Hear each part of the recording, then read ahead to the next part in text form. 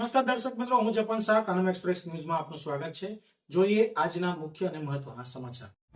ભરૂચમાં બેસેકાથી ચાલતી આવતી પરંપરા મુજબ દિવાસાના દિવસે શહેરના ભોયવાડમાં મેઘરાજાની 5.5 ફૂટ ઊંચી પ્રતિમાનું શાસ્ત્રોક્ત વિધિથી સ્થાપન કરાયું છે।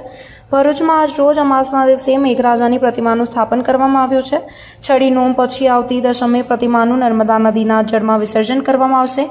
છપનીય દુકાળના સમયમાં વરસાદની માંગ સાથે ભોઈ સમાજના લોકોએ અષાઢ વદ 14ની રાત્રે માટીની લગભગ 5.5 ફૂટ ઊંચી મેઘરાજાની કલ્પિત મૂર્તિ બનાવી હતી। તેમણે મેઘરાજા પાસે વરસાદની પ્રાર્થના કરી હતી। અનેક વિનવણીઓ છતાં વરસાદ નહીં વરસતા લોકોએ મૂર્તિ ખંડિત કરી નાખવાની ચીમકી આપી હતી।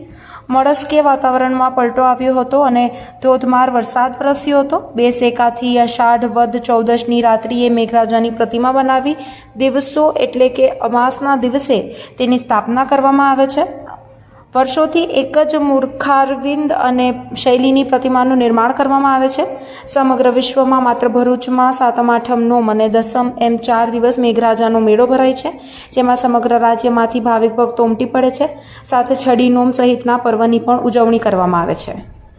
સાંભળો ઉત્સવ સમિતિના ટ્રસ્ટી મયંક જાદવે શું કહ્યું। રિપોર્ટર રવિ સૈયદ, ભરૂચ। હું મયંક કુમાર રાકેશભાઈ જાદવ, શ્રી ભરૂચ સમસ્ત ભોઈ જ્ઞાતિ પંચ ઉત્સવ ટ્રસ્ટી।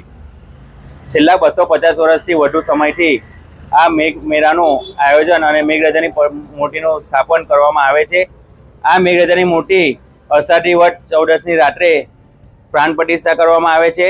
ત્યારબાદ અમાસના દિવસે એક જ રાતમાં આ મૂર્તિનું નિરાકરણ થાય છે અને અમાસના દિવસે સવારે આ મૂર્તિને દર્શન માટે ખુલ્લી મૂકવામાં આવે છે।